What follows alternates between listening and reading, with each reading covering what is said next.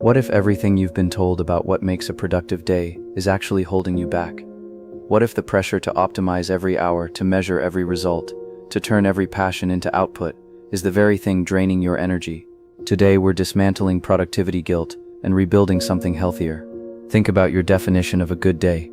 What's on that checklist? Tasks completed, emails answered, deadlines crushed, metrics hit.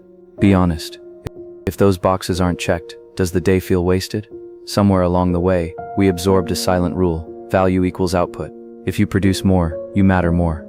If you slow down, you fall behind. But who wrote that rule? Scroll through social media for 5 minutes. You'll see highlight reels of early mornings, side hustles, gym sessions, business wins. No one posts the quiet afternoons, the mental fatigue, the necessary pauses. Hustle culture markets exhaustion as ambition. Busyness becomes a badge of honor. And slowly, without realizing it, we begin measuring ourselves by impossible standards. Here's the uncomfortable truth. A good day defined only by productivity is a fragile definition, because you are not a machine. You are not designed to output endlessly without recalibration. Rest is not laziness. Rest is maintenance. Reflection is not wasted time, it's integration. A slow day is not a failure. It might be recovery. When you tie your self-worth to constant output, you create a cycle that can never be satisfied.